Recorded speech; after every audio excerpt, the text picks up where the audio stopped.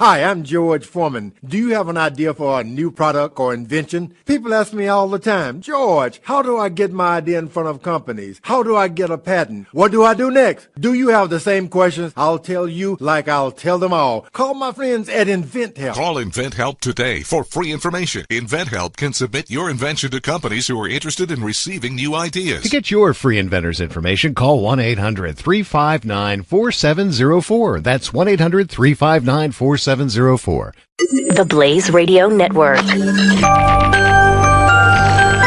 On demand. Love. Courage. Truth. Glenn Beck.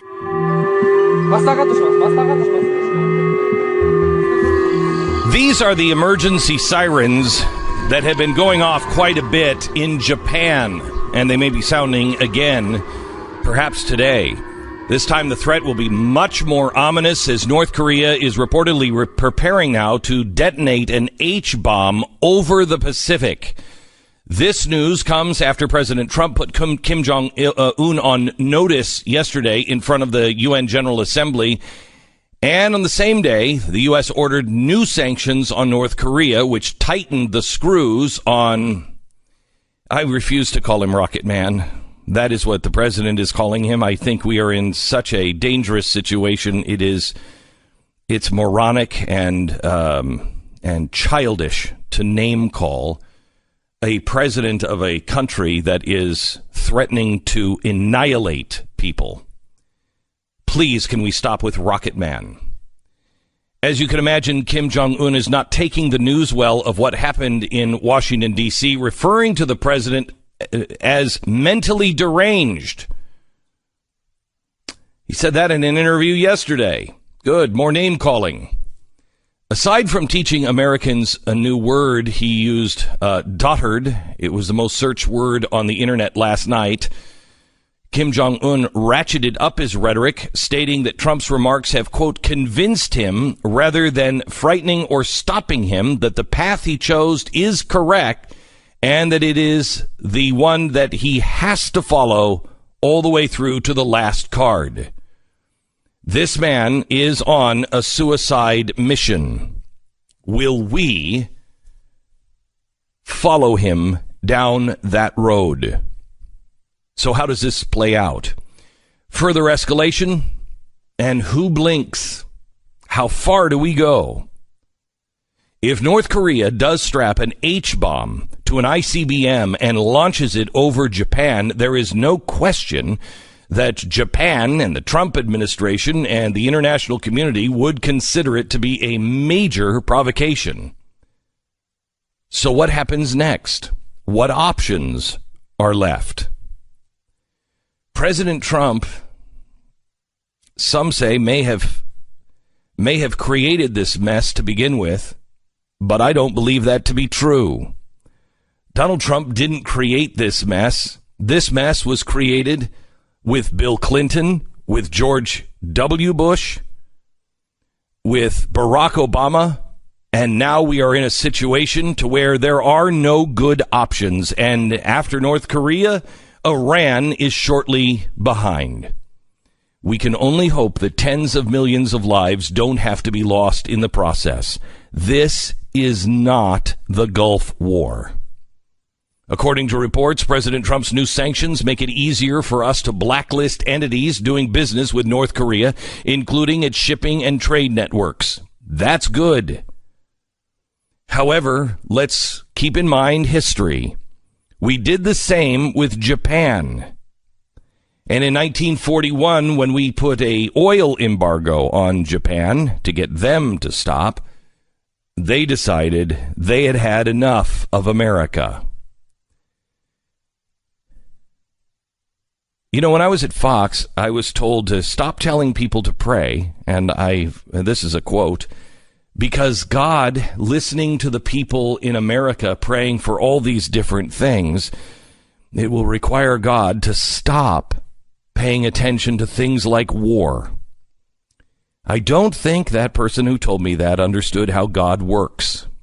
There is plenty to pray between the devastation of Harvey and Irma, the devastation that is happening in Puerto Rico, the devastation that is happening with the earthquakes in Mexico. But today, considering the developments with North Korea, let's pray that Kim Jong-un comes to his senses and that our president develops a thicker skin.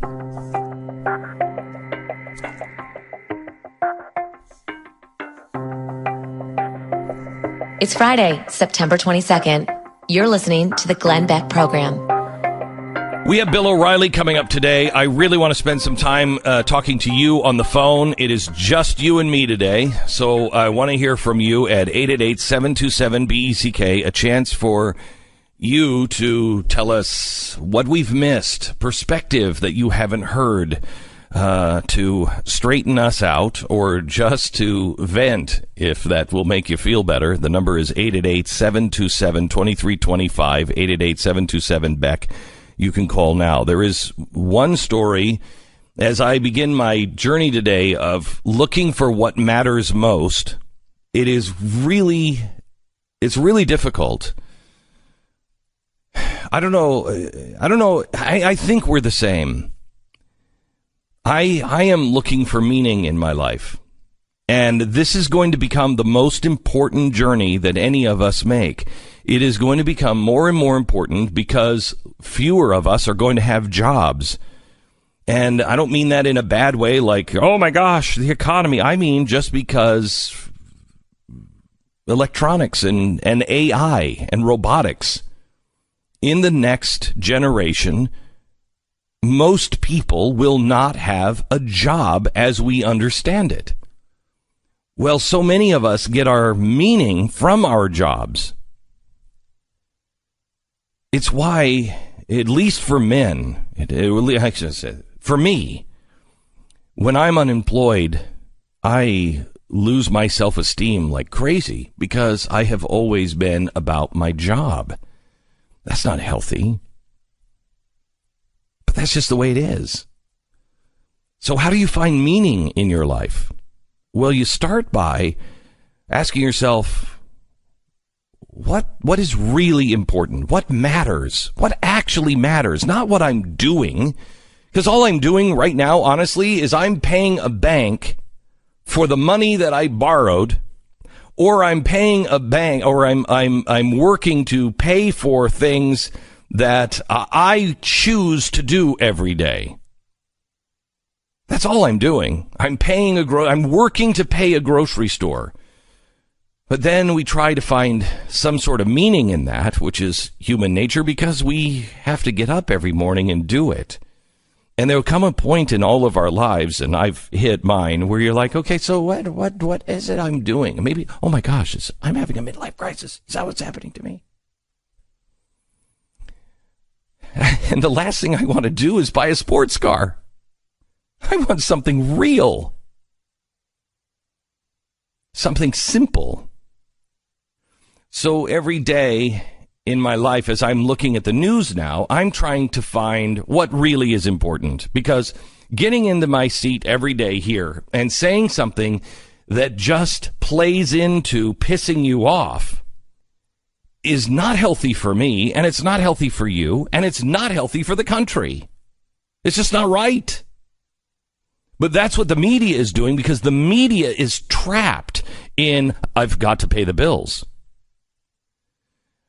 I'm probably the more dangerous kind of person that you'll ever meet in your life, because I don't really care. I don't really care. I've been rich and I've been poor, and I'll probably be poor again, and then I'll be rich again, and it doesn't matter. It doesn't matter. Yes, it makes it easier to have money in some ways.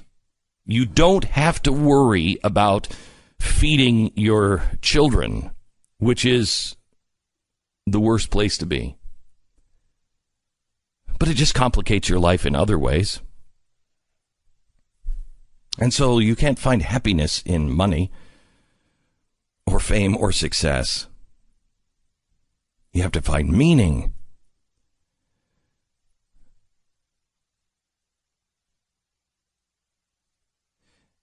Today, I want to lead with a story that no one else will lead with. And they're trying to make, I've seen this story a couple of places, And people are trying to make this about personalities, and it's not. So what is it that I find matters most today? A story that others may dismiss, but a story that to me is the biggest wake-up call I have had in quite some time. A story that says, warning America and warning to the world. You're running out of last calls. A story that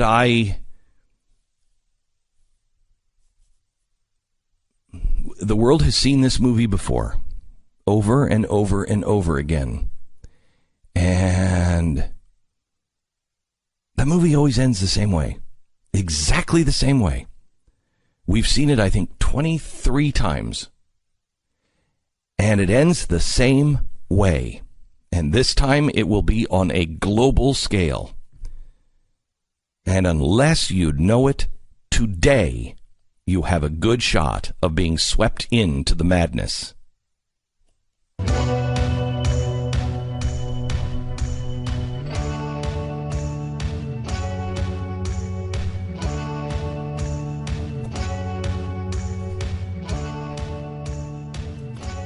Valerie Plame has tweeted an article blaming Jews for driving America's wars.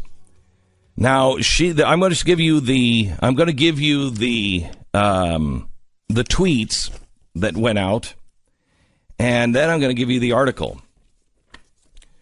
So she tweets yesterday. If you remember who Valerie Plame was the woman that Scooter Libby, what did he do? Out her. And, it was the biggest scandal everywhere, and she's a darling of the left. She's an ex-CIA operative. And she retweeted a story yesterday called American Jews Are Driving America's Wars. And she tweeted, as she's on the board of the Plowshares Fund, she tweeted here that it's very thoughtful. This is a very thoughtful article. Now, so you know, the Plowshare Fund is an organization that advocated for the Iranian nuclear deal. She's also a top donator to Hillary Clinton. She tried to organize a campaign to buy Twitter because they needed to remove the hateful Donald Trump from its platform. So she tried to get a whole bunch of people together to buy Twitter so they could ban him from Twitter. Okay. All that stuff's politics. All that stuff doesn't matter. She tweets this. It says, this is a very thoughtful article. Again, the article is, Jews are driving American wars. She then starts to get some pushback on this. All this has been tweeted, by the way. And she says, so Brooke Rogers tweets, the article of Valerie Plame shared calls for Jews to be systematically discriminated against and labeled as Jewish when speaking on TV. That's in the article. That we start identifying Jews. She then tweets, calm down. Retweets don't imply endorsement. Yes, it's provocative, but it's thoughtful. Many neocon hawks are Jewish. Okay, in the article, it says we need to start identifying Jews. She then says, just an FYI, I'm of Jewish descent, and I'm not in favor of war with Iran or getting out of the Iran treaty. The next one. Too many are so eager to go to war. Haven't we had enough for a while? The next tweet. Read the entire article and try, just for a moment, to put your biases aside and think clearly. She then deleted all of that and her retweeting of the article. What does the article actually say? This article is taking us back in time. This article could have been written in the 1920s or 1930s by anyone on the staff of Goebbels or Hitler. I'm bringing this up to you today because, hear me clearly, dismiss this stuff at your own peril. This is the soup of the neocon Nazis, the socialists, the anarchists, the fascists, and the communists. We are seeing the exact replay of the 1930s and 40s played out. This time it's being played out again in our own country. Father Coughlin had 70 million people listening to his radio program in the 1930s. 70 million people listening to his Sunday radio program every Sunday. The guy was a fascist Nazi supporter. But for a long time, everybody listened to him. This is not thought-provoking. It is not thoughtful. It is deeply disturbing in a racist way. I would like to ask Valerie Plame if she knows, why did Iran drop the name Persia? When did they change from Persia to Iran? Why did they do it? What does the word Iran mean? Who did the Grand Mufti at the time fly to see and present that name of Iran as a gift? Because Valerie Plame, doesn't listen to this program and wouldn't dare answer any of those questions because it would expose her and Iran, I'll give you the shorthand. Answer the first question, World War II. Why? To show support of Hitler's goals. What's the Persian translation of Iran? Aryan. And who did the Grand Mufti fly to present as a gift? Hitler. What people like Valerie Plame dismiss, or no, I'm sorry, they don't dismiss, they cover up. Because any thinking human being can find this. What they are covering up is that Nazi ideology was transplanted into the Muslim world by Adolf Hitler at the end of the war. They used social justice and socialist tactics, and Iran has embraced and grown this new mutation into a deadly disease. Here's the warning to the world. The movie has played out. We know how this ends. This time is not different. Even the very elect will be deceived. Do not be deceived. This is deadly.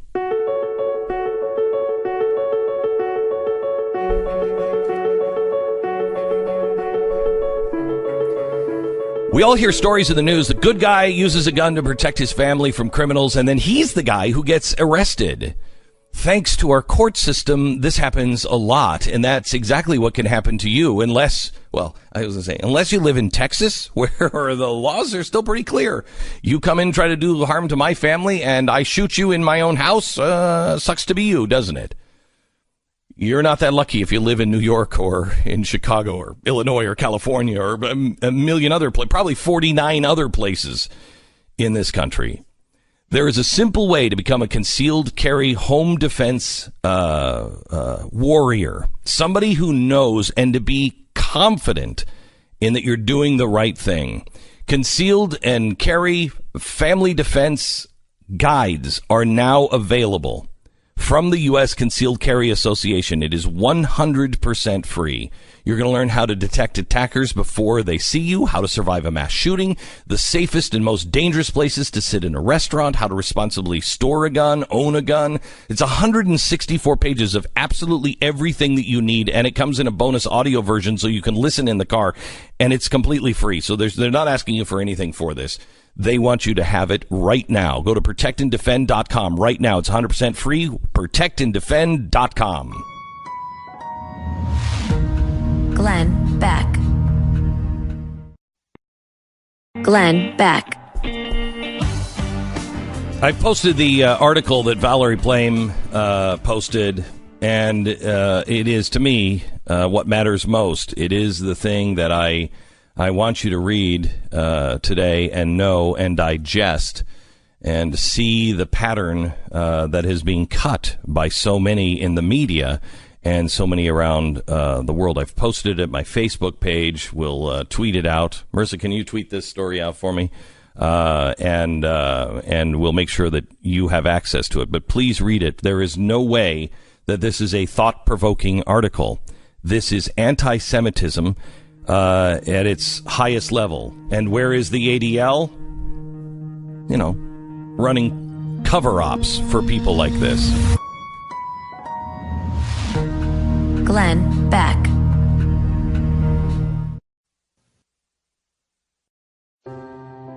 Are you worried about your mom or dad living alone in their house?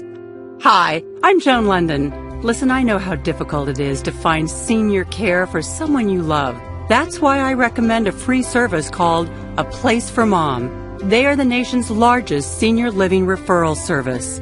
Call A Place for Mom today. To receive free information on senior living communities in your area, call A Place for Mom at 1-800-803-6951. This is the Glenn Beck Program. Would you have him on your show? Definitely. I mean, I would not say no to the sitting president of the United States. Really? Absolutely not. Would you? Yeah. You would? Yeah. I would not have him on the show. I mean,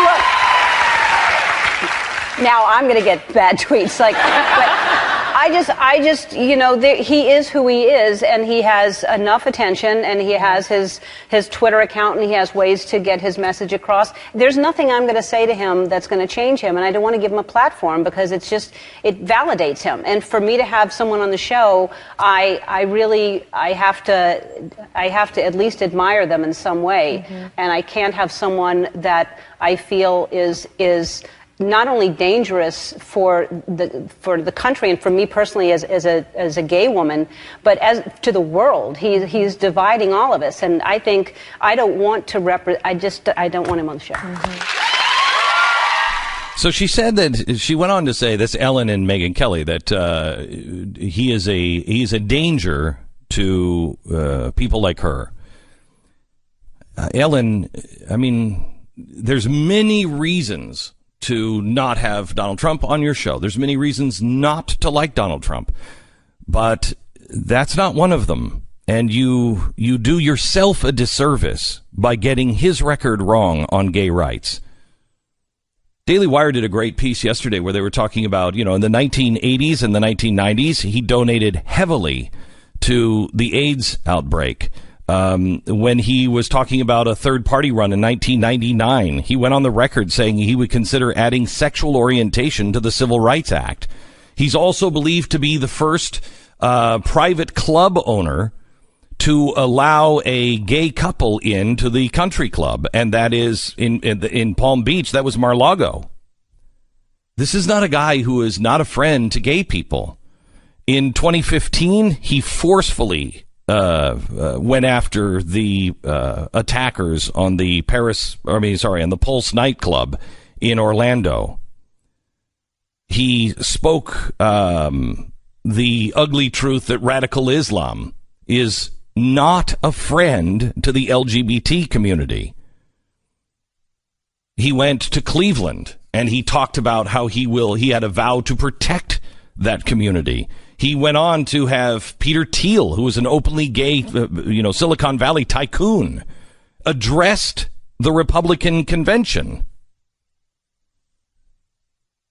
He has Peter Thiel part of his transition team, still part of his team. He's considering Richard Grenell, an openly gay man, to be his ambassador to the UN. This is not a foe to people who believe in gay rights. Again, There are reasons not to agree with the president. There are reasons to not like the president. There are reasons to say, well, I think he's dividing people and he hates X, Y, or Z. But you have to at least base those things in fact. And the fact is that this president is the most gay-friendly president in the history of the United States of America.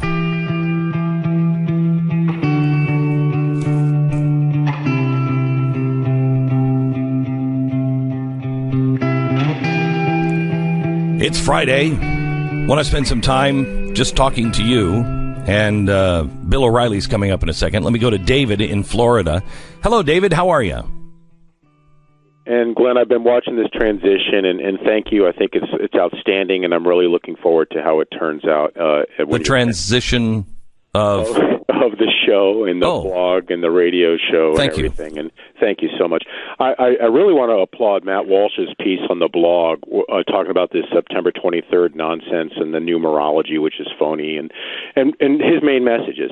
Yeah, prepare yourself. The end is near because we're all going to die sometime in the next few decades. And salvation is what we need to prepare ourselves for. And no one can, as Jesus taught us in Matthew, no one can know the time of my coming, only the Father. And this is a very Catholic perspective Matt Walsh offers. You know, we can talk about the Virgin Mary, the woman with a crown. That's actually the Virgin Mary giving birth to Jesus, by the way, in Revelation. But I just want to thank you for allowing someone like Matt Walsh to cut through the nonsense on this so-called doomsday prophecy. None of us know what's happening. Just prepare yourself. Turn to morality. Be ready so that when you have to enter through the narrow gate, you've done the right things. Thank you so much, David. I appreciate it. You know, the crazy thing about this September 23rd thing is we're missing the point. I mean, what is really the point of, if you want to go to the book of Revelation, what is the point? It's exactly what David just said. Just be ready. And so whether something happens on, you know, I personally believe that we have passed a gate. There is something coming. The world is about to change, and not in good ways. We're going to go through some tribulation here. Is it the 7-year tribulation? I have no idea. I don't care. I've got to prepare myself to drop dead today without Jesus coming. We need to find out what is true. And if it takes a September 23rd to wake up, okay, that's good. But wake up, man. If September 23rd tomorrow comes and nothing happens, or is this built you into a better person? Or are you going to go, well, see, I got to stop believing that stuff because that didn't help. That didn't happen. The point of, at least the point I can take from the September 23rd thing is, wake up. Wake up. What matters most? Ray in New Hampshire, welcome to the Glenn Beck program. Hello, Glenn. It's an honor to finally get to talk to you. I've been a long-time dedicated listener, and I've always been trying to reach out. I am so happy to hear the new Glenn because I'm a really, your sister, the truck driver from Thailand. Yeah, yes.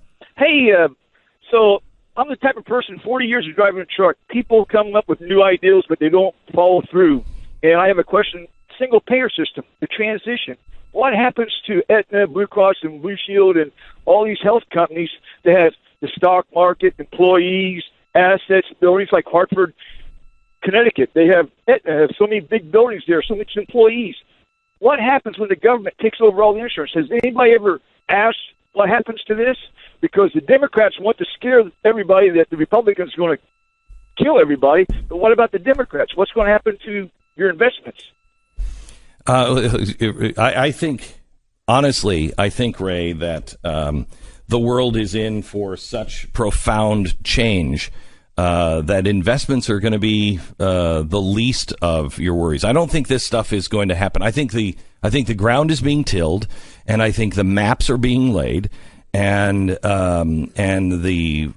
answers will become the popular answers because it will relieve pain. Things are going to get bad enough to where we're going to say that just doesn't, you know what, it just doesn't work anymore. And here's the problem. Thanks for your call, Ray. Here's the real problem. The real problem on this is that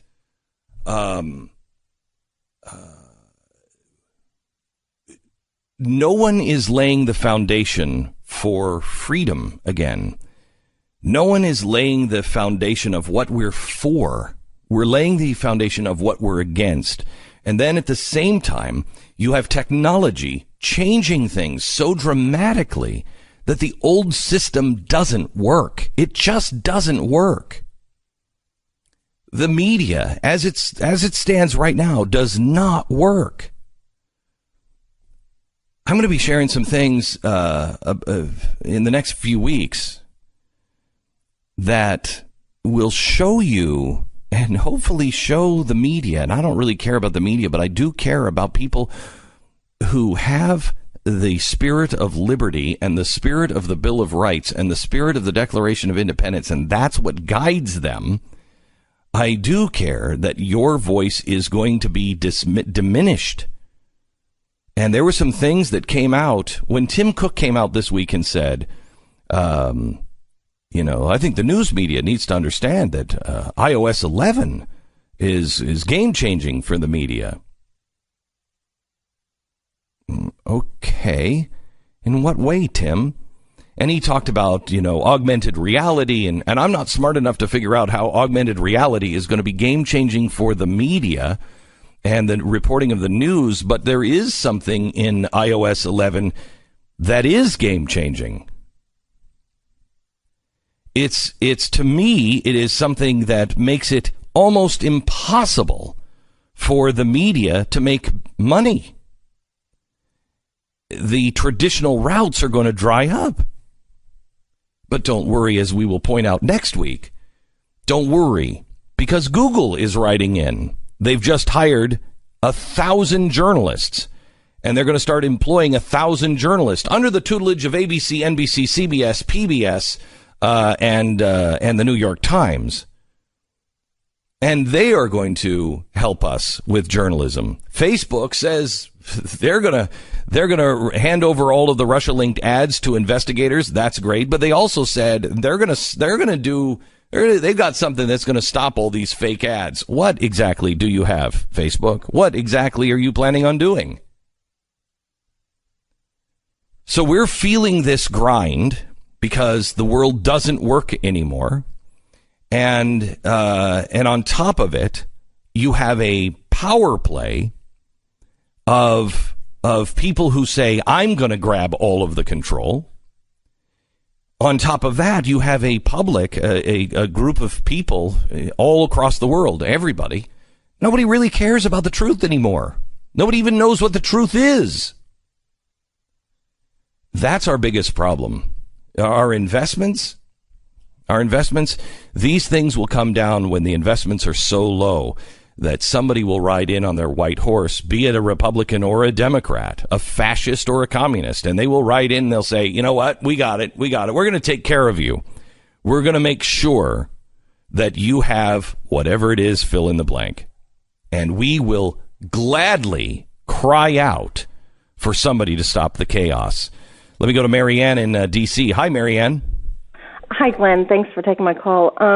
So I've worked in the D.C. area in the conservative movement for over 20 years. And one thing we used to always say, and I'm not sure that this is kind of active anymore, but we used to say we're in the business of changing hearts and minds with truth. Mm-hmm. And one of the things that I'm so concerned about is, you play that clip by Ellen. The idea that Ellen doesn't know how pro-gay this president is either, a reflection on us, that, we haven't, spread the word. I don't know. Maybe that's the wrong way to say it. But it's so obvious to me, and it's obvious to people that I know, and I don't think we're going to change minds with facts. I don't think people want to hear it. And there's a part of me that says until we teach our youth and show our youth how to care, how to do charity, until they actually see the state of the world and actually feel it in their souls and say, we've got to change this, then that leads them to the truth. It leads them to charity and goodness instead of fighting these political battles. I mean, I've been in the political world for years, and it's just not working anymore. It's not. Marianne, you could not be more right. And it is honestly why, for the last 6 months, I've been praying for empathy. I please, Lord, let me feel more empathy. It's why I've personally gotten more involved with some of the things that we do. You know, I've been to Haiti, I've been to Bangkok, I've been to Mexico City, I've been to Houston, because until we feel it, you won't realize how empty your day-to-day life is, and you won't realize, you won't feel the prompting of I can do something, I can help, and how do I help? And it's not going to happen if you are not on the front lines. What's going to happen is you're going to see problems and you go like, yeah, and then somebody will come on and say, and this is the way we fix it.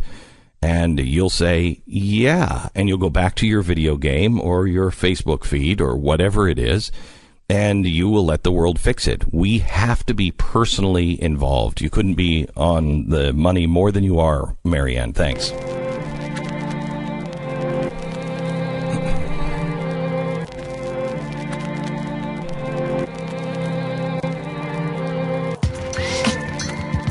Casper has outdone themselves again. Tanya and I were one of the first to have the new Wave mattress from Casper. They have they've designed a new bed, and they took data from the last 3 years and feedback and foam research, sleep science, and they've gone out and they've tried. Let's find a way to help people sleep better who are in chronic pain. The Wave is what they came up with. It features patent-pending support system that mirror your body's natural curvature for a deeper and more restorative sleep. It has a new top layer that is incredibly soft but doesn't get in the way of experiencing the support that you need. And like the original, the Wave is designed breathable, so you sleep cool year-round. I will tell you that I had a Tempur-Pedic that I absolutely hated because I was about 1,000 degrees, and it's so expensive. The Casper Wave mattress is a complete breakthrough in sleep from the leading designers and engineers in the field. I will tell you that, 2 days ago, I wrote to my son-in-law and I said, you can take the old mattress if you guys want it, because we're going to go with the Casper mattress. And Tanya just exclamation point, yes. We love it. It will help you sleep. Casper. Go to Casper.com. Use the promo code Beck. Get $50 off the purchase of your mattress. It's Casper.com. $50 off right now. You can get the original or the new Wave at Casper.com. Promo code Beck. Glenn Beck.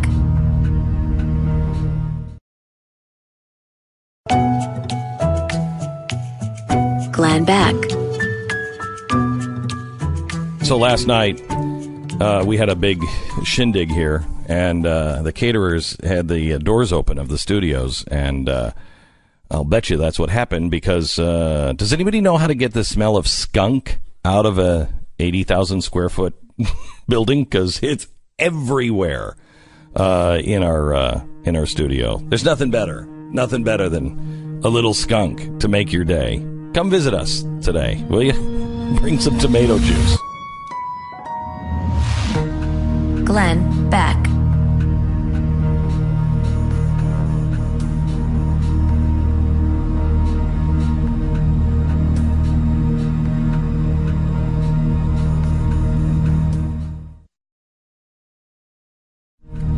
Love, courage, truth. Glenn Beck. Your health care, your premiums, your insurance program. The Graham Cassidy bill will not repeal and replace Obamacare. Here we go again. Next week, the Senate is expected to vote on the bill, and the outcome of this vote is anything but certain. But I want to get a couple of facts straight for you. If this bill becomes law, the taxes, the spending, the regulations in Obamacare will remain largely unchanged. Now, that being said, is this bill bad? Well, if you wanted to get rid of Obamacare and go back to a free market system, yeah, it is.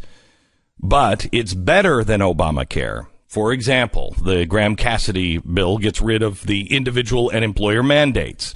It limits per capita spending on Medicaid. It blocks federal funds from going to insurance plans that cover abortion. It allows interested states to avoid some Obamacare regulations. So there are some things to like about this bill. But Graham-Cassidy is neither a full repeal nor is it a, quote, federalist solution to Obamacare. This is what some of the proponents actually want you to believe. Don't believe the hype. Would a federalist solution, federalism is strangely about states, that the power resides with the states and not a federal government. Would a solution that resides in the states require the states to ask the government in Washington for flexibility on regulations? I don't think so. Would it enlist the federal government and the IRS to collect all the money and then send some of that money back to the states in the form of block grants? No. Here's what this bill is. This is a Band-Aid. It's not going to rid us of the abomination that is Obamacare, but in many ways it is a step in the right direction, but it's a step. Considering that the votes simply aren't there for a full repeal, Graham-Cassidy may be the most viable option. But here's the truth. Real, lasting health care reform that actually will change your life, will help you see the doctors that you want to see, that will allow you to spend the least amount of money to get the most amount of health care, is not going to happen unless we convince our fellow citizens of something that they are going in the opposite direction on, that the federal government's role in the healthcare industry and in all of our life needs to be extremely limited. That has to happen, and that is not going to be easy.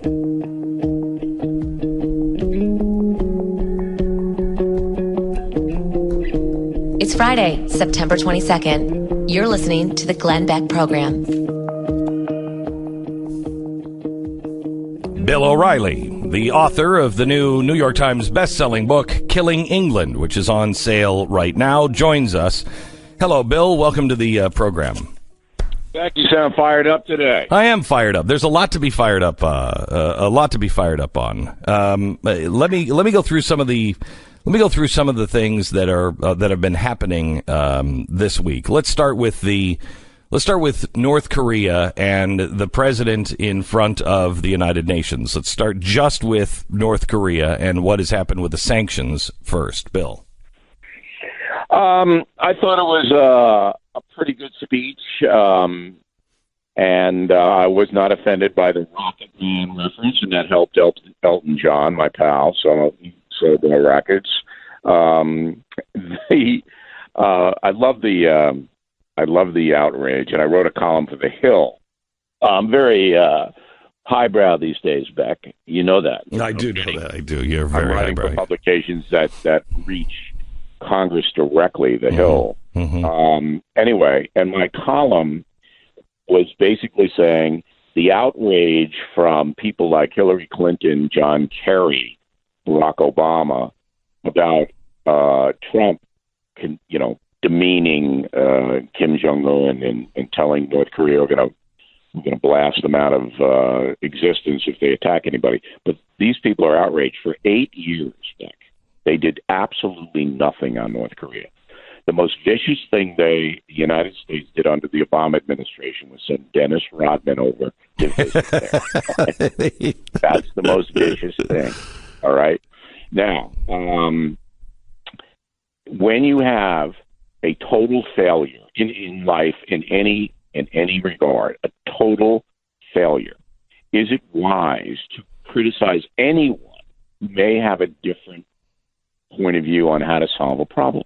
The answer is no, it isn't. But these people, they have hubris. Word of the day, Beck. Hubris. HB. I got it.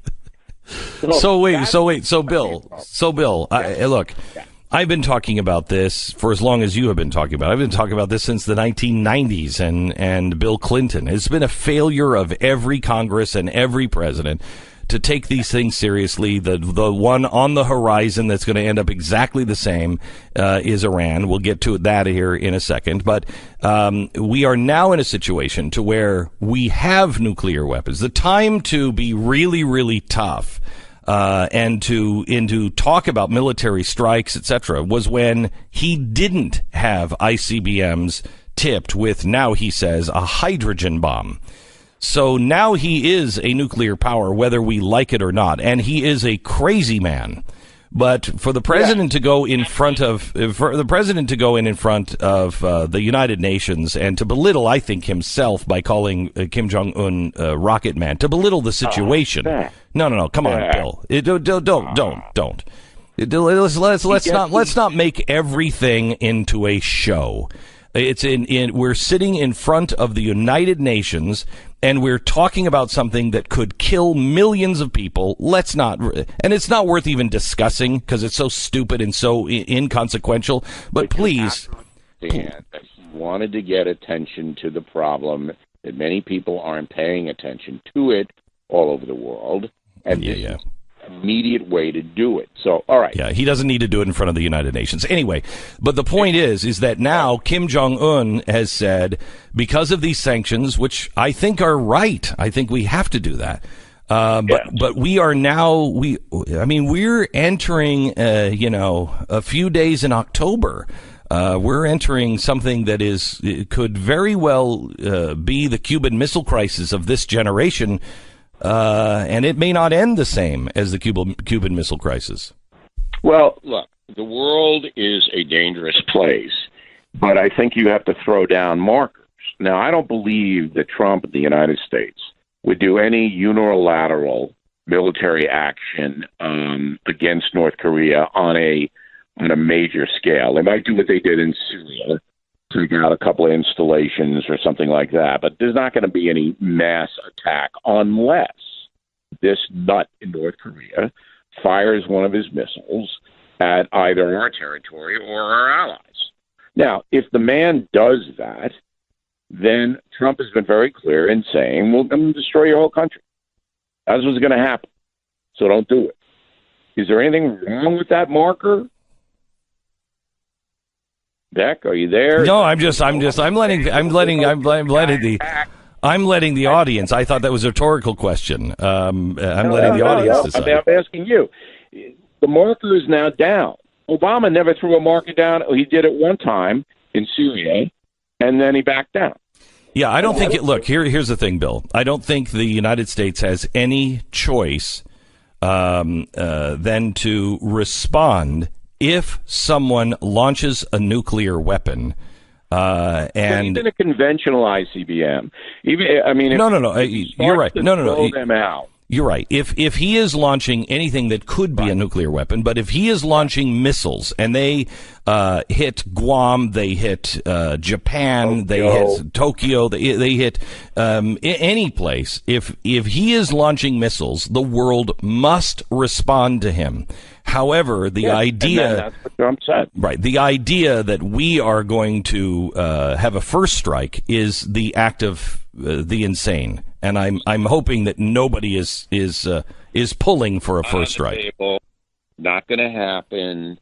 And this is the hysteria that's whipped up by the people who have no solutions to anything.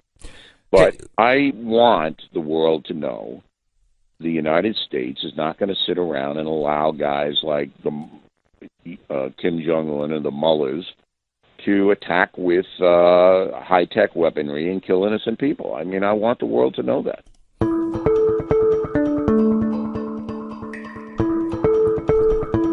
All right, let's change the subject with Bill O'Reilly. Let's go to Donald Trump and wiretapping. This is an amazing story because I think both sides won and both sides are losing because they're making it about something very, very small. Donald Trump says, see, I've been vindicated. They were wiretapping Trump Tower and they were listening and they were. So he was right on that. However, it's unbelievable. However, the CNN is now able to say, yeah, because Paul Manafort looks like he was doing something really bad with Russia. So they were both right in their own way. The bigger story here, the point of this is to say, is there something bad that Paul Manafort was doing, and did the president know, or should he have known? First of all, Beck, do you have a band there in the studio? I do. I have a little band. Calypso thing? I do. Yes. Uh-huh. Yeah, it's excellent. Yeah. Excellent. I love it. Thank you. Okay. Number one, this revelation that Paul Manafort was wired up and they were tapping whatever he had is to me almost amazing. Because the Obama administration has been accused, and I had Cheryl Atkinson on BillO'Reilly.com yesterday with the podcast. She's suing the federal government because they tapped into her computer while she was working at CBS News. Yes. She's suing them. Yes. Today, there's actually a hearing. So the Obama administration has been accused, all right, of surveillance, illegal surveillance across the board, and now at this high level. Okay, that's number one. So Trump catches an enormous break that this is now public knowledge that he wasn't a kook when he said that, he was tapping me in the Trump Tower, because where did Manafort live, Trump? Beck? In the Trump Tower. Right. However, let's make sure we're accurate on our words here. They weren't tapping him. They were tapping Paul Manafort, and they had a reason to overheard. Right. Yeah. You remember how what a big shot Manafort was in that campaign. So anyway, I don't want to split. But the big story to me, there's two big stories here. And I think Paul Manafort might be indicted. I do. Okay? So whatever he did or did not do, that'll probably come out. But the other big story is, if James Clapper, the head of Obama's national security apparatus, says publicly, I didn't know that Manafort was being surveilled. I didn't know. I'm the highest ranking Obama official, and I didn't know. That's huge. That is huge. Why? Well, why? Because if it had gone through FISA circles, legal circles, Clapper would have known. So therefore, this whole thing may have been illegal. And if it's illegal, who's staring there? That's Comey. Okay? So this is a huge developing story. Now, we don't know. We can't speculate. I'm not like MSNBC where I'm going to come out and convict everybody. I'm not going to do that. I'm just trying to guide the folks into what a big story is on the horizon here. If Clapper is telling the truth, he did not know about the surveillance on Manafort, that means it was not done legally. And if it wasn't done legally, then who's generating that in the Obama administration? It is the story that will either make or break this administration, make or break the former administration, make or break our internal security apparatus, should we choose to care. More with Bill O'Reilly in just a second. Bill O'Reilly is the author of the new book, Killing England, that is on sale now, and you can hear Bill O'Reilly and his opinions at BillO'Reilly.com every single day. We have a lot more to cover, and Cheryl Atkinson, he just referenced Cheryl Atkinson. We had about an hour-long interview with her, and we've edited it down to about, I think, 4 or 5 minutes, and we'll get to that at the end of the hour after Bill scoots on out of here, so make sure you hang on for that. All right, let me tell you about Bonnie and Michael. Bonnie and Michael live in Virginia, and they had a house in Ohio that they were looking to sell, and nothing was done for about a year. The agent never called, never kept them posted. It's a bad market, and I don't know what's really going on. Bonnie and Michael decided, because they listened to this program, you know what? Let's give Real Estate Agents I Trust a whirl, because it can't be any worse. They decided to make a change, and they went with realestateagentsitrust.com. And what it is you go there and you want to sell your house, you want to buy a house, you go there and you put in your name and your phone number, and literally we try to do it within minutes. Somebody in your area will contact you and say, okay, great, what are you looking for? Then we'll find the right real estate agent to take care of it. Well, that's what they did. And they sold their house within a week after going to realestateagentsitrust.com. You want your house sold on time and for the most money? Thousands of families have already done what they did. They went to realestateagentsitrust.com and the tested out, and the results are remarkable. Find out yourself. Realestateagentsitrust.com. That's realestateagentsitrust.com. Glenn Beck. Glenn Beck. On with Bill O'Reilly from BillO'Reilly.com, and he's the author of the new book. Came out this weekend. It's called Killing England. It is the story of the American patriots and the American Revolution that you, your children, and your grandchildren must read. It's available at bookstores or online. I recommend you get a hard copy. I believe in getting hard copies of books that should be in your family for, this generation and the next, and this is one of those. BillO'Reilly.com. You can find more information there or just get it at Amazon. Bill, welcome back to the program. Can you help me understand? Former UN Ambassador Samantha Power submitted hundreds of unmasking requests in 2016. Are you following this story? Yes, I am. What is this story about? Well, this ties directly into what we were just talking about with the surveillance. This is the same soup can, all right? So you've got, and then let's just walk through it real quick because I know we don't have a lot of time in this segment.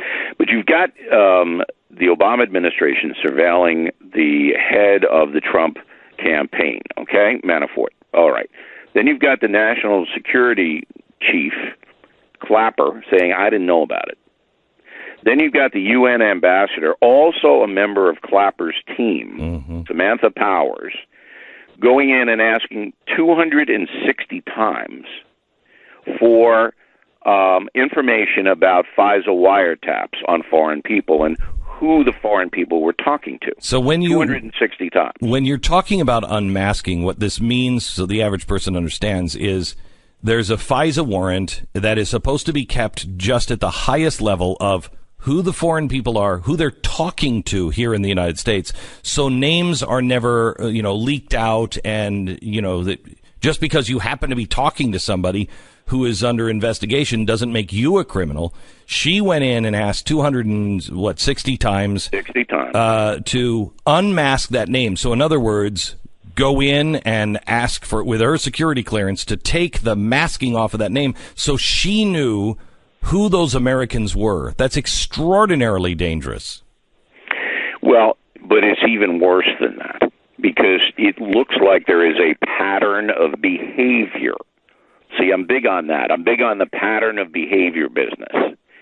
That there was something going on in the last year of the Obama administration when Trump was running against Hillary Clinton.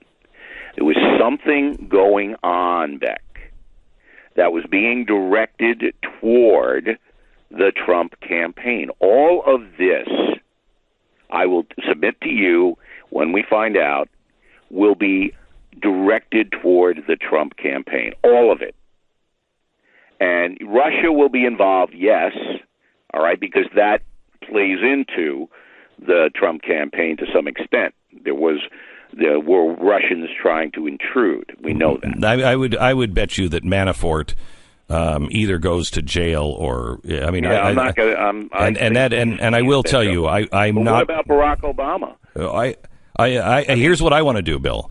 I think it is only right and fair to treat these two things as separate issues. They are connected, but the Russia thing needs to be dealt with by itself in its own vacuum, and then the Barack Obama stuff and all this with Samantha Power, that needs to be dealt with as well. They both need to be dealt with separately and equally, and personally, I think a lot of people on both sides are going to go to jail, or should. Glenn Beck. Individuals and businesses with tax problems, listen carefully. If you owe over $10,000 in back taxes or have unfiled tax returns, we can help you take back control. The IRS is the largest and most aggressive collection agency in the world, and they can seize your bank account, garnish your paycheck, close your business, and file criminal charges. Take control of your tax problems now by calling the experts at Tax Mediation Services at 800-600-1645. That's 800-600-1645. 800-600-1645. This is the Glenn Beck Program. So every day at glennbeck.com, we give you, 5, 10 stories, and we say, rank them. What are the ones that you really want to know about?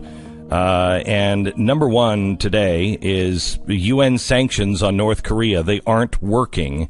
Will these new sanctions work? Bill O'Reilly is here. I know we've already touched on North Korea, but let's talk about the new sanctions a bit, and do they actually work? Well, first I have to say that I'm a little bit prejudiced against North Korea, Beck, because they will not stock Killing England. They will not put it in the bookstore. Shut up. They have stores. They don't have stores? Yeah, they don't have bookstores. Yes. Okay. Yes. Okay. So, and if Amazon ships there to North Korea, then President Trump's new executive order would punish Amazon. How about that for a segue, Beck? Could we get it to punish you? You play that back for your audience later on. That is one of the most brilliant segues in the world. Yeah, really. It was a shameless plug, and everybody saw right through it. Yes, you did. But you did. Right off the top of my head. You did. It was 50 years of being a sham artist that is coming up and tying it in. Guys in the Calypso band applauded me for that segue. All right, go ahead. All right, tell me about North Korea, the sanctions. All right, so now President Trump this week signs an executive order, okay? And it says that if you do business with North Korea, anybody, you can't do business with the USA. So that's pretty tough. That takes China out of it. It takes Russia out of it. It takes all, and it takes into it gets into the individual company. So say the Bank of Canton starts to lend money to Kim Jong-un. All right, so he can continue to eat Domino's pizza at a record rate. Then the Bank of Canton can't do business with anyone associated with the United States. So I thought that was a pretty sophisticated way to tell the world we're not playing games here. We find out you're interacting with Kim, you're not going to interact with us, period. Let me ask you this, Bill, and I've just written down my answer on what I believe Bill O'Reilly is going to say when asked this question. And if you, this is like Jeopardy. It is. And if you happen to be watching, you can see what I believe how he's going to answer this question, which may have already tainted this, so it may not be a valid study here. But tell me about what you think about this September 23rd thing that happens tomorrow with the stars lining up and people saying that this is part of the Book of Revelation prophecy. You see, I don't really follow this kind of stuff. I know today is the first day of autumn. And I like autumn, so I'm happy. So is the world going to end tomorrow, or do I just have one day of autumn this year? I think that's it. Yeah, I think that's it. That's not fair. Yeah. That is unfair. I don't know, Marissa, do I get a point on this? Because I don't think I expected your typical, I don't deal with the future. I don't deal with blah, blah, blah. I deal in the news or facts. But go ahead. What I wanted to say, and you inhibited me from saying it, was, right. Well, if that's true, you only have one day to buy Killing England. You better get it. Shameful. Just shameful. Really is. Another great segue. All right, let's talk about the border wall. Donald Trump. Yes. Being sued by California. Xavier Becerra, Governor Jerry Brown's right-hand man, the Attorney General of California, now says he's going to sue the federal government because they're violating environmental regulations by putting a wall up in San Diego County. There's already a wall there. You know that, right? And Yes. the wall has worked Yes. brilliantly. It's very effective. Right. Now, in Imperial County, which is east of San Diego, there's no wall. And that's where everybody's running across now. So that's why they want a wall there. But Xavier says, oh, no, you're going to disturb the environment in Imperial County, where the average temperature is 135 degrees and no one lives. Okay? So, but we don't want to disturb the cactus or the rocks or anything else in Imperial Counties we're suing.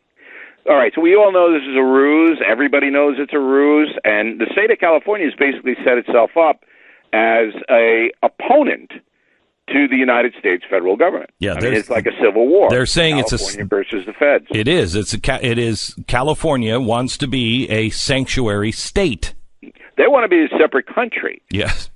I'm willing to let them go. I really am. I'm willing to, have to have a passport to go into California. I'm willing to. I don't want any of your problems in California. I don't want to have to pay for your stupid, crazy schemes. I'm willing to let you go as a separate state. I'm willing to take that star off the flag. I am. Yeah, I'm not, because I feel sorry for the people in California who are sane. All right, and that includes the San Diego area, the Orange County area of LA, and all of the central and northern part of the state. And that's why front loaded in LA and San Francisco. Right. That's why I would just like to point out there are roads that head east. I just want to point that out. Yeah, if you live in any of those areas, you can get into a car. I know that. I was born and raised in Seattle, and I love it. I got out before the insanity completely destroyed Seattle.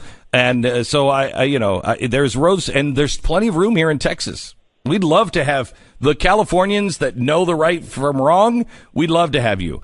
If you would help us pick the ones out that are moving here because their company moved here and they really like that progressive utopia out in California, if you can help us find them so we can help them move back to California. You got to tell me. You got to explain something to me, though. Yeah. Okay, Texas, I lived there for a couple of years. We both love Texas, the independent spirit, the self-reliance. What is going on in Dallas where they want to take the names of Washington, Jefferson, and Franklin off the schools? Dallas. I mean, Bill, we're just 20 years behind every other state. This is the same disease that has hit every other state. Started in Austin. Keep Austin weird. You know what's weird in Austin? An NRA member. That's what's weird in Austin now. And the same thing is happening in cities like Houston and cities like Dallas. The progressives have taken over, and it's they're. But this is how crazy it is. All right. So you just mentioned the city of Houston. That's named after Sam Houston, correct? Yes. Sam Houston was a slaveholder. Okay, so now what are we going to change the name of Houston to? I know, but you also have to look. Sam Houston also refused to. He had a change of heart and was instrumental in the Civil War on the good side. I mean, they got him out because he said, we're not going to fight for this. This is wrong. The point is that you have to evaluate men in their totality. Yes, I know. Not in, nobody's perfect. I know. But this insanity that now we're looking at in America, all across, even in Montana, places like that, I mean, it's just dangerous. Well, it's so dangerous. Here's the thing: I'm so sick of dealing with the past. When bad guys are getting away with things now, first of all, slavery is bigger than it's ever been in the history of the world, and then you also have people who are clear predators. You want to talk about women are oppressed and blah blah blah. Well, how come we don't see Anthony Weiner in jail yet? How come he's not in jail yet? We now have testimony from him that he was talking to a 15-year-old. He knew she was 15, and he was talking about all the things that he wanted to do to her if she turned 18, and convinced her to get, undressed and do all kinds of things at 15 years old. Let's stop talking about the past. Let's go after the bad guys today. Can we do that? No, because you have to make judgments about things. And if you're on the other side, if you're on the left and the far left, they're not going to cover it. I mean, they're not going to give you, it's covered in New York, but you're just not going to get it. I will tell you, if somebody on a conservative side does something, then it's huge headlines. I was going to say they don't have a problem judging you. They don't have a problem judging me. So it's based just on nothing. Yes. By the way, based on nothing. More than nothing. Bill, let's just wrap this up. I hear you have a new book. Yeah, and that plays right into what we were talking about. Where the only way this problem is going to be solved, Beck, is individual Americans going to their school boards, going to college students, going to their deans, and saying we have to stop this, and having the facts to win the debate. And if you read Killing England, you will know about George Washington, Thomas Jefferson, and Benjamin Franklin, and you will be able to win the debate. Beck. Bill O'Reilly from BillO'Reilly.com. His new book available everywhere, Killing Lincoln. Grab it and share it with a friend. Share it with your family. Did you know that the average property loss, by the way, Cheryl Atkinson is coming up in just a second after the other side of the break. Bill was talking about her and what she has gone through, some interesting things that you have to hear. Do you know the average property lost in one home break-in is about $2,300? $2,300. The total loss that America is losing is in the billions, but you lose more than $2,300. You lose the feeling of security in your home. It is a real violation to have somebody come into your home. Simply Safe is going to make sure that you're not losing things and you're not losing a feeling of security. Simply Safe will protect every door, window in your home, motion sensors, entry sensors, and it's completely wireless. And the monitoring is $15 a month. 24/7 professional monitoring, ready to send the police or fire. SimplySafeBeck.com. Make sure you go there now and get a 10% discount at SimplySafeBeck.com. You want it right away? You want it tonight? You can be fully operational by tonight if you just stop by your local Best Buy. But if you want to save that 10%, go to SimplySafeBeck.com. Glenn Beck. So I couldn't have been more surprised as I opened up your book a few weeks ago, and there's an opening chapter about how the left really kind of found their voice by destroying me. Our number one story in the countdown, the comfort of today's mythical homespun, aw shucks TV totalitarian lonesome roads, Glenn Beck, is that every day he gives away the essential truth that he is an idiot. Every weekday at 5 o'clock Eastern, Glenn Beck gets on the TV and claims a Marxist Nazi plot is taking over the government. And of the millions who watch him give voice to his delusions, you can bet a good portion actually believe the anti-Obama conspiracy theories he spins on his Fox News soapbox. The reason this man does this, as Glenn Beck does, is because it attracts viewers. It creates controversy. I want to change this, okay? And I like Fox News. It's not about them. It's about Glenn Beck. Some of the advertisers that advertise with Glenn Beck, General Motors, Campbell's Soup, Chrysler, Procter & Gamble, Pfizer, Kellogg, Walmart, Kraft Foods, Nestle. If you're an African-American or a white American that's tired of this kind of talk, write to the CEOs of those companies and say, you know what, put it somewhere else on Fox News. We're not saying take it off Fox News. Take it off this man's show. That's the only way it ends. Yes, it was a fascinating case study that is much discussed in the smear industry, and I spoke to operatives both on left and right for my book who were quite open with me, surprisingly enough. And really, you know, what they did to you laid the groundwork for future successful smears. It was almost a prototype. And as you saw, there was a memo that had been laid out by a Media Matters, which is a liberal operative group, a memo proposing a lot of these tactics that were used ultimately against you, including hiring private eyes to probe personal lives of reporters that they wanted to squelch, hiring law firms to come up with legal actions to generate things to try to, you know, bully and intimidate people, all kinds of tactics. And for you in particular, as you know, they launched the move to get you off Fox News. James Rucker's co-founder of Color of Change, his group led the economic boycott of Beck's show that prompted as many as 300 companies to abandon the program. He's joining us now. James, thanks for joining us. Talk about what happened. Were you surprised with this announcement? We weren't surprised, although we didn't know when it would happen. I mean, the strategy from the very beginning was to make Beck an economic liability for Fox. everyday people, black, brown, and otherwise, white and otherwise, found what Beck was doing in terms of race baiting and deceiving to be quite a problem. Of course, this was something that Fox News had become accustomed to practicing. For major brands, our goal was to make this a liability. He knows what drove him off the air. It was a progressive movement. Media Matters help. A lot of people were behind it. And we made a stand. We sent a message. This is not acceptable. This is not what the political discourse should be about. There was $1 million donation, as you know, from George Soros that was publicly announced to Media Matters explicitly to get rid of you as a danger to, all free things in our society. The words unhinged and ballistic come to mind when watching Glenn Beck's reaction to news that billionaire philanthropist George Soros donated $1 million to Media Matters for America. America, George Soros is buying up your whole damn town. You know what's weird? This press release is almost like a wanted dead or alive poster, isn't it? Gee, Mr. Soros, you're not inciting violence over there towards me. Is your regime so fragile that a 5 p.m. nap can break it all apart? As you know, there is a new Media Matters program, if you will, an announcement of what they're going to be doing and what they're working on now, and it was found on the dark web. And it talks about how they are already in Facebook and Google and YouTube, advising them on what needs to be edited out, what is hate speech, what isn't.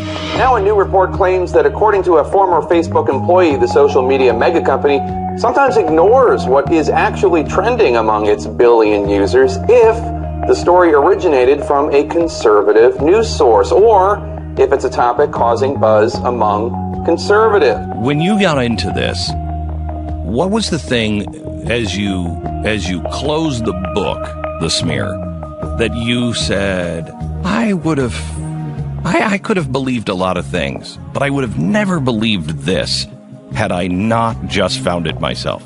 I think the one thing that gave me chills to hear it said out loud was when one smear operator said to me that everything you see in your daily life, whether it's something put out by a charity, something you see or read on the news, or any other image that crosses your path, he says it's put there for a reason by somebody who often paid a lot of money to put the image before you. So think about that.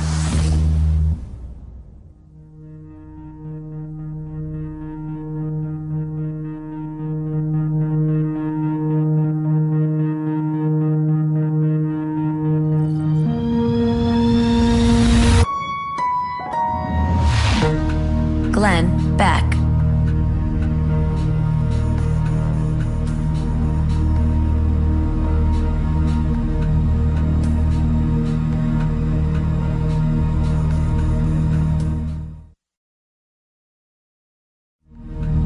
Love, courage, truth.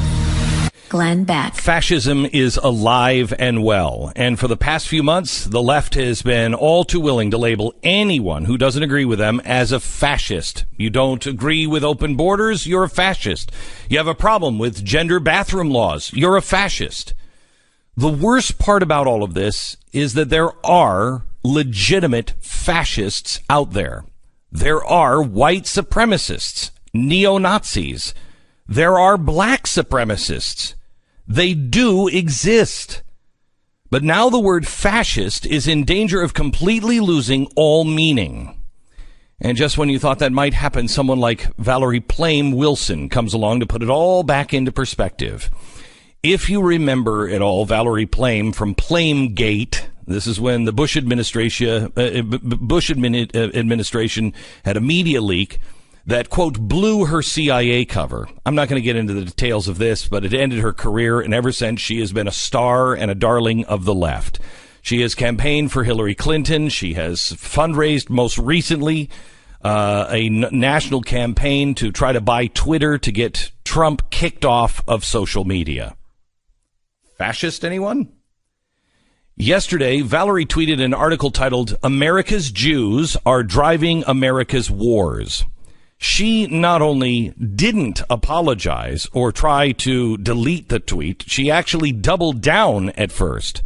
Yes, I know it's very provocative, but thoughtful. Many neocon hawks are Jewish. Yes, and many are not Jewish, I would like to point out. It was only after receiving mass outrage that she finally backed down. I miss gross undercurrents of this article, and I didn't do my homework on the platform this piece came from. Now that I see it, it was obvious. Really? Because there's a couple of things. You've tweeted from this author before. And when the subject matter of your tweet in the title is America's Jews are driving America's war, it's not really an undercurrent, Valerie. It is the current. But I'd like to thank her today for showing us what true fascism looks like.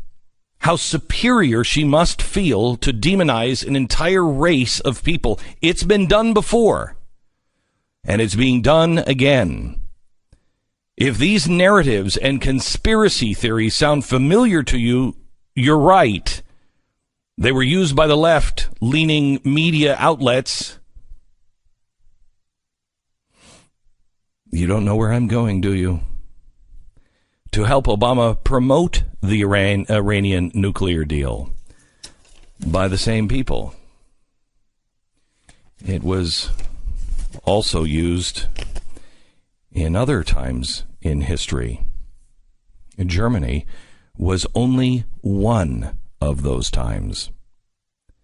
Liberal fascism is alive and well.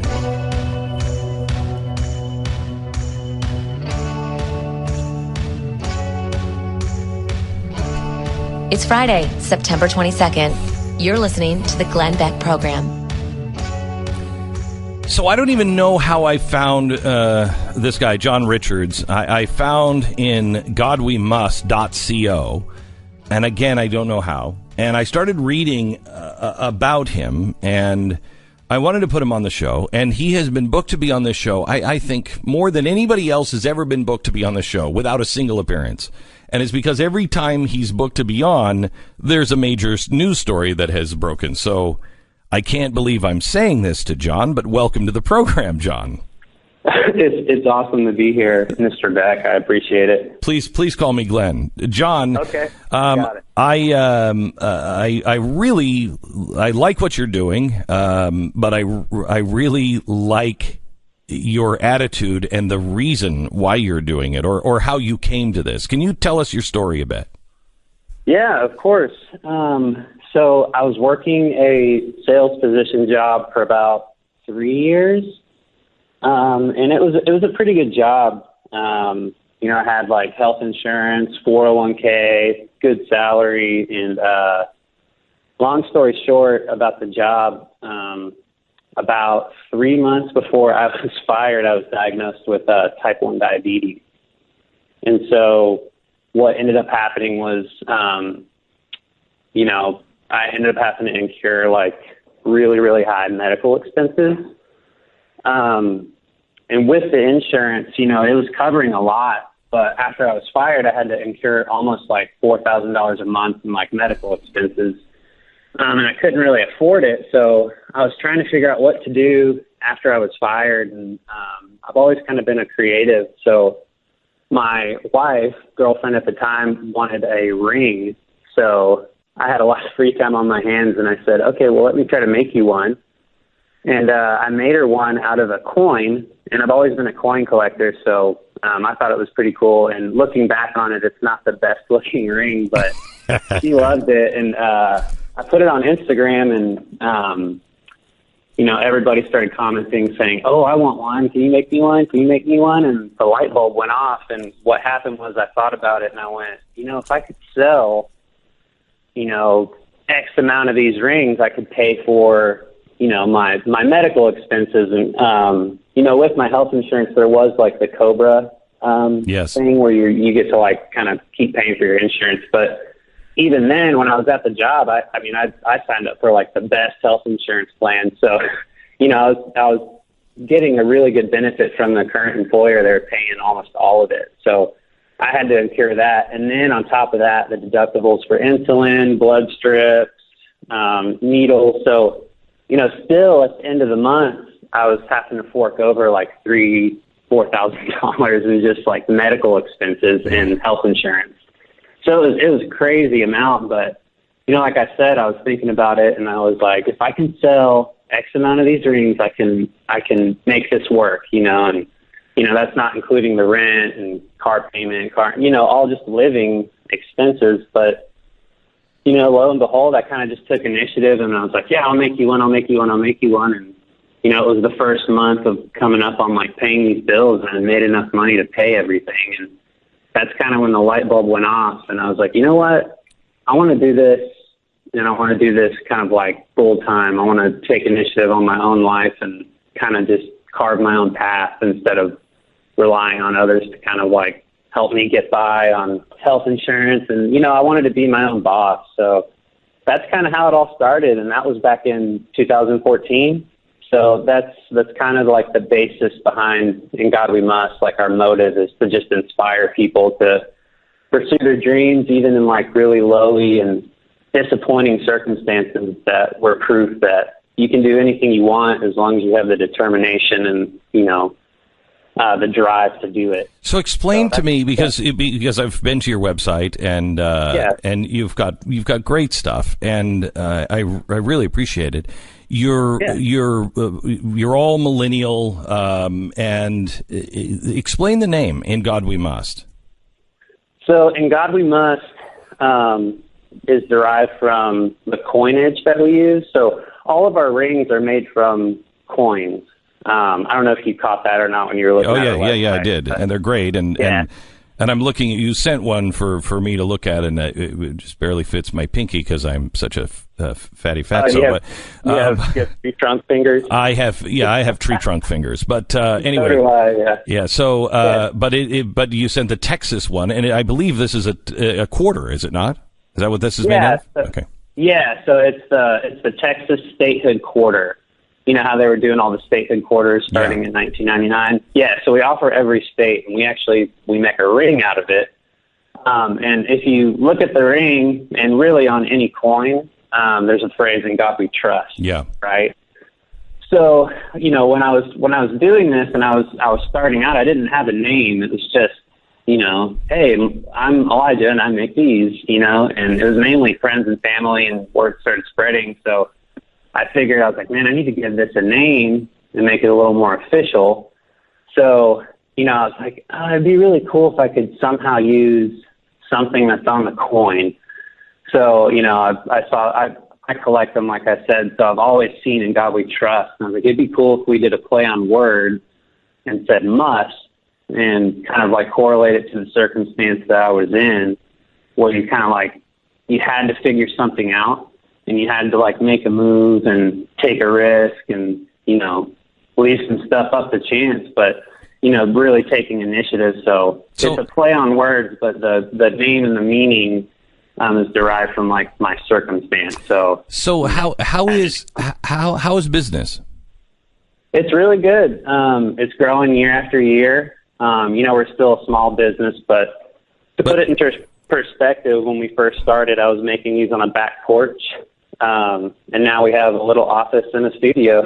That's great. With a lot of stock, and you're actually mentoring other people and other people who are in your situation. And you're like, I get a lot of. Actually, it's so funny you mentioned that. Yesterday, I got an email from a guy who was diagnosed with type 1 diabetes when he was 18, and he shot us a message that said he's been following us for a couple years, and we've inspired him so much that he actually started his own business as well. Kind of the same circumstance. I think he was let go from his job, and, he was like, well, if you can do it, I can do it. And, it's not like kind of a business where we're in competition. Like, we want to influence people to do their own thing, So when people have, it's the way it all should be, I think, myself. Like, it's like, if you need advice or help, we can help you out. So John, the reason why I had you on is not only did you take a bad circumstance and own it, and turn it into something good, but as I look at your T-shirts and everything else, you have, pioneer spirit, made with quiet excellence. Your one that you're leading on the website now is what is it? Hard luck is luck. Yeah, hard luck is still luck. and one where the Earth is smoking a cigar and wearing a hat and says, "I don't owe you nothing." Yes, yeah, that's one of my favorite designs. I love that one. Where is the where did that come from? I mean, that is not where the world is going. Yeah. Well, all the designs are kind of like, we always do motivational kind of designs. So the hard luck is still luck is, it's really just a motivator that says you're lucky to even have hard luck. The world design, I don't know you nothing, is just, I think it applies to everyone when it says, you owe yourself everything, but the world doesn't owe you anything. So work for yourself and make things happen for yourself, and any determination or hard work that you're going to put into something, as long as you put the initiative down, you can make things happen, whether you believe it or not. You are only responsible for your outcomes in life. You know what I mean? So that's kind of where that shirt is coming from. So I don't know, the world owes you nothing, but you owe yourself everything. How's your health today? It's really good. It's really good. I've been, I was diagnosed with type 1 in 2014, so I'm still pretty new to it. Haven't dealt with it my whole life, so right. I'm still figuring stuff out, but it's pretty good managing the blood sugar and and you're paying the medical bills? I am, yes. Good for you. Good for you. Yes. John, thank you so much for the inspiration. Really appreciate it. Of course.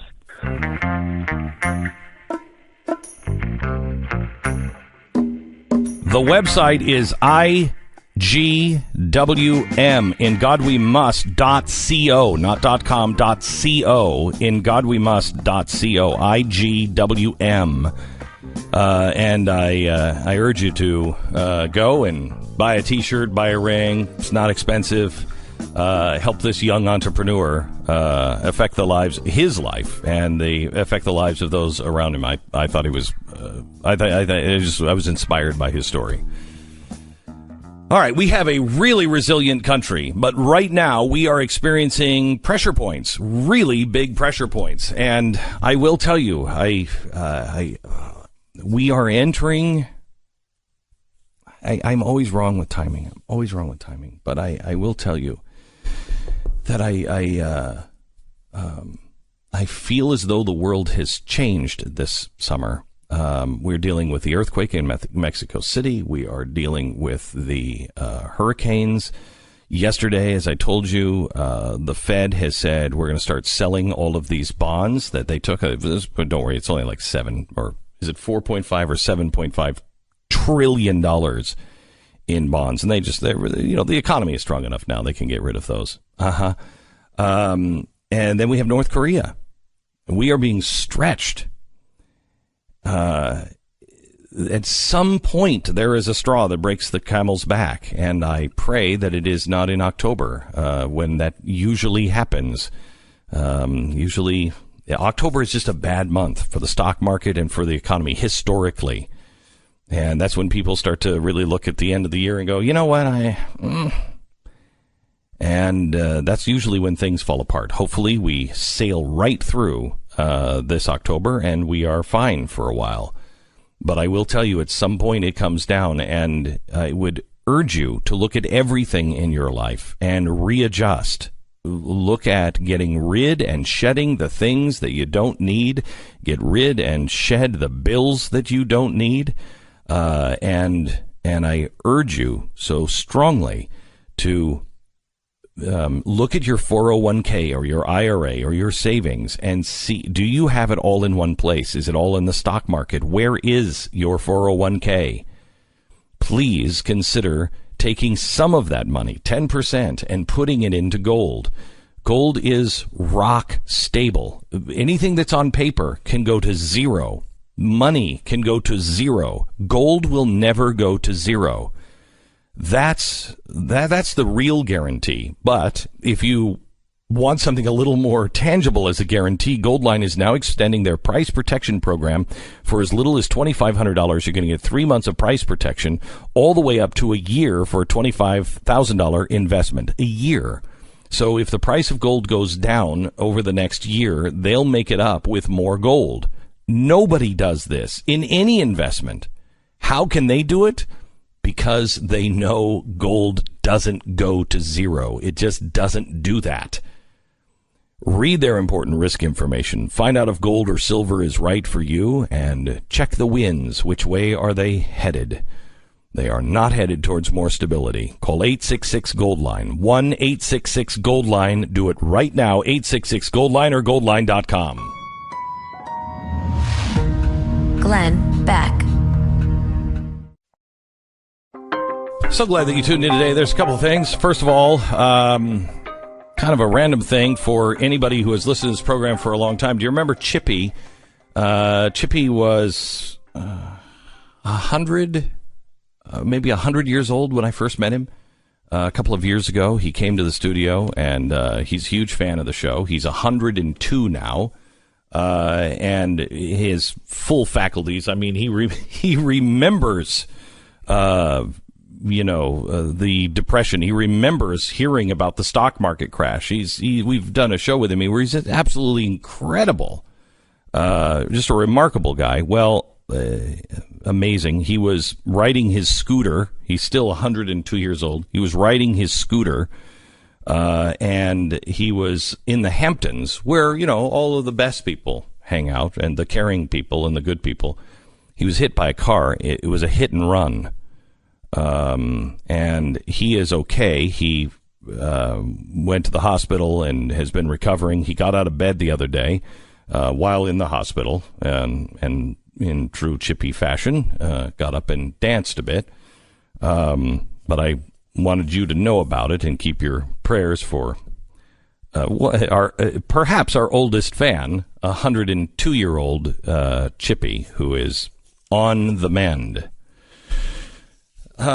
There's a couple of other things. Every day we at glennbeck.com, we put together show prep, and we take about, 10 stories, and we have you rank them, the stories that you want to know about. The one of the top 5 that you wanted to know about was what NASA is doing to save earthquake and hurricane victims. I don't know if you've heard of this, but we are using some technology from NASA now. You know how we've always had dogs go and sniff out survivors in, like, for instance, this week, Mexico, and they have to hold their hands up and quiet everybody because they're listening for voices. They're listening for people who are trapped under the rubble that are still alive. NASA has worked on some new technology that we're now beginning to use. It's called Finder, and whether that person is conscious or not, it actually will listen for heartbeats underneath the rubble. And if there is a heartbeat anywhere in the area, it will pinpoint them and be able to find them quickly to be able to bring them out from the rubble. So just a good story from NASA, which we haven't had for a while. Glenn Beck.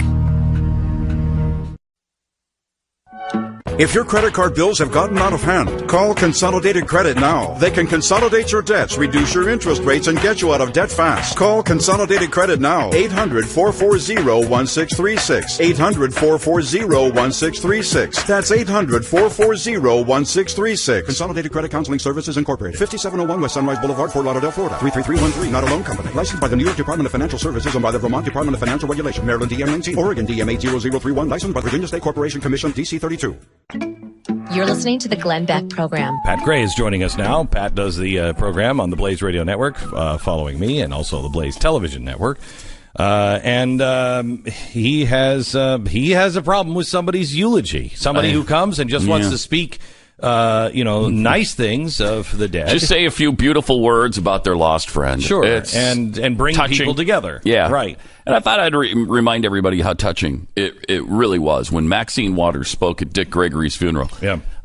What did Dick die of? I never heard. I just saw the funeral. I didn't know Dick was even sick. I didn't either. I'm sorry but we lost him. to break it to you, but we lost him. I didn't know. Yeah. So here's Maxine Waters just saying a few beautiful words at her friend Dick's funeral. We're not going to take what is happening in this country. Haven't you taken enough?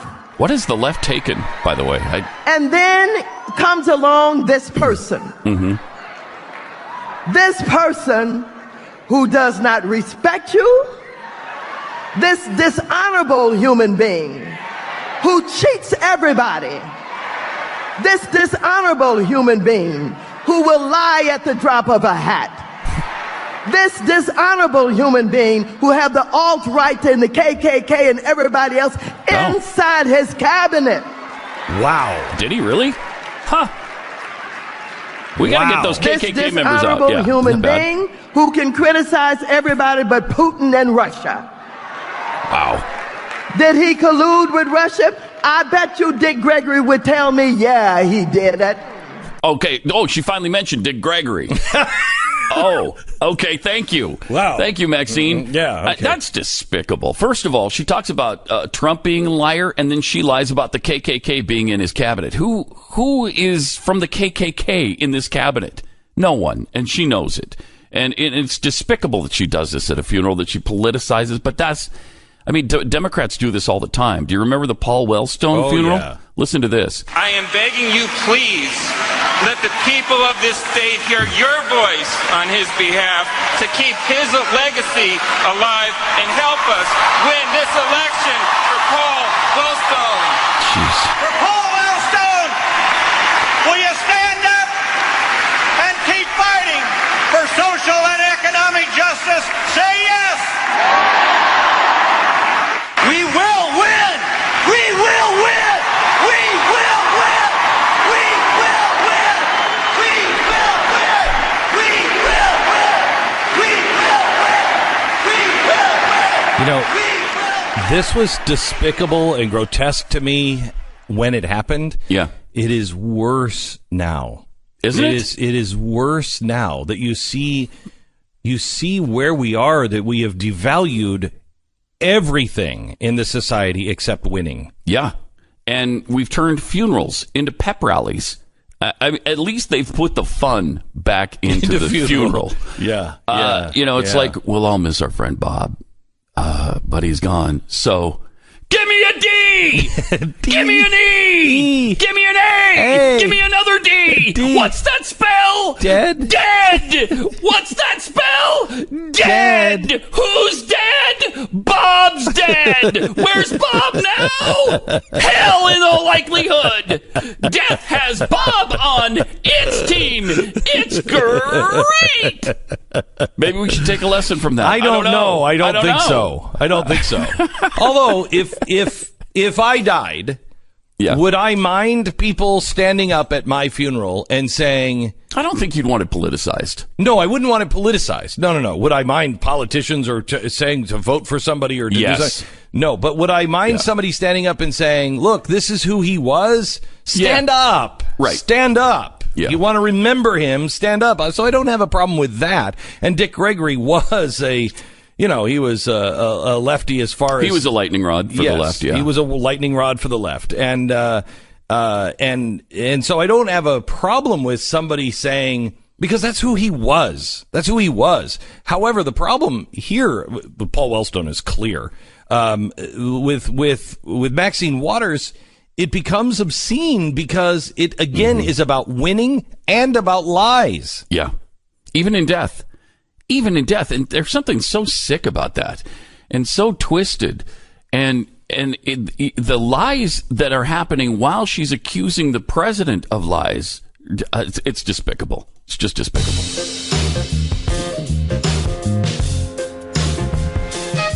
That's Pat Gray, who does his radio program on the Blaze Radio Network and the Blaze TV Network immediately following this one, only at theblaze.com/TV or /radio. If you wouldn't mind staying here, Pat, for a second, sure. I want to play some audio. Elizabeth Warren has had a hard time answering a question. Here's Elizabeth Warren asked about being in the wealthiest 1%. How can you rail against the 1% when it says you are and live like the 1%? So let me make it clear. I wasn't born in Cambridge. I was born into a family where my daddy had one job after another. He ended up as a janitor. My mom worked a minimum wage job at Sears. Hold on. I ended up graduating from a commuter college that cost $50 a semester. And I became a special needs teacher. Those opportunities, but you are part of the 1%. Those opportunities are not available in America today. But you are a multimillionaire and you have a mansion in Cambridge, do you not? It's worth north of $2 million. I had opportunities because America invested in kids like me, and that's the reason I'm in public office. It's so I can make sure that the next kid but and you're the part next of the 1%, What I and you am is rail I'm against part- the 1%. I You am don't see the hypocrisy there? It's not hypocrisy. You're a multimillionaire. What this is about is whether you believe in opportunity or not. I believe in opportunity. Okay, stop. Wow. This is crazy. It is hypocrisy. Wow. You are saying that the wealthiest 1% are stealing. First of all, Elizabeth, here's the thing. You were given those opportunities as a kid, and you could make it because the government hadn't gotten in the way of every possibility of an entrepreneur or somebody who wanted to be able to change their life. Do you know why your college was $50 per semester or per class? You know why?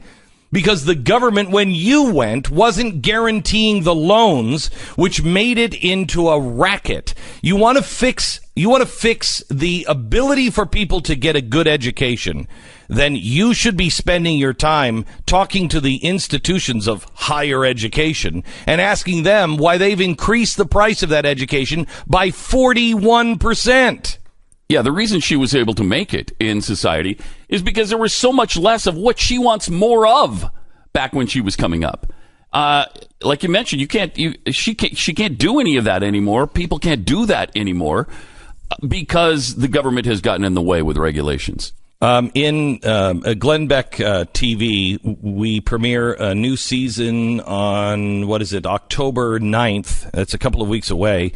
And we're really focusing on chalkboards, and the first week of the premiere week is all about socialism. What is it? Where has it ever worked? Where has it failed? What is its legacy? And what does it promise you? A close look at socialism, all on the week of October 9th, only on the Glenn Beck TV program, and that is only on TheBlaze TV. Did you see iOS 11 was released by Apple this week, Pat? No. Okay. Most people are not paying attention to this. They're paying attention to what the Apple CEO said, Tim Cook, about illegal immigrants. Listen to this. This is about basic human dignity and respect. It is that simple and straightforward. On the broader subject of immigration, if I were a country leader right now, my goal would be to monopolize the world's talent. So in this, he's starting to talk about more illegal immigrants coming to the United States. We need more illegal immigrants. That's what got the headlines. But there is something else that he said, that iOS 11 is going to change the media. And I haven't been able to figure that one out. I think I have a clue. But I want to do some more research on this weekend, and I want to bring it to you because if I'm right on what he's talking about, oh boy, the media needs to wake up, and we will tell you about that and the 1,000 journalists that have now been hired by Google under the tutelage of NPR, PBS, the New York Times, ABC, NBC, and CBS. They are working together, and they will solve the news problem. That'll be on Monday's program.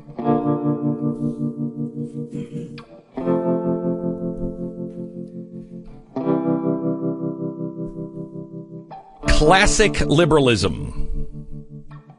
It's classic liberalism. When you can't legislate the changes that, somebody wants, they will use the judicial system to force the changes that ignore the Constitution. Now, that's not a classic liberal.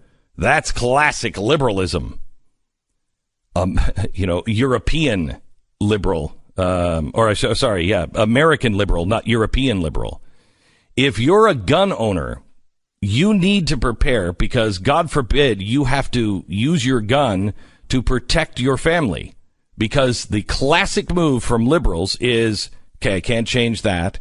So I'm going to go after you, and I'm going to make their life miserable. You will certainly become a victim of the judicial system if you have to ever use your gun. And I urge you to prepare with the 2017 Concealed Carry and Family Defense Guide from the U.S. Concealed Carry Association. It's 100% free. You're going to learn how to detect attackers before they see you, how to survive a mass shooting. God forbid you have to teach your children this, but you do. How to restore your gun safely, responsibly for your kids and your family. It's 164 pages. It comes with bonus audio version so you can listen in your car, and it's 100% free. They want you to educate yourself because they want you to see when you protect yourself from the bad guy, there's going to be no one behind you to protect you, and that's where they come in. Do your homework. Go to protectanddefend.com right now. 100% free, instant access to the guide. Do your own research on what they supply, a backup for you. Protectanddefend.com. That's protectanddefend.com. Glenn Beck.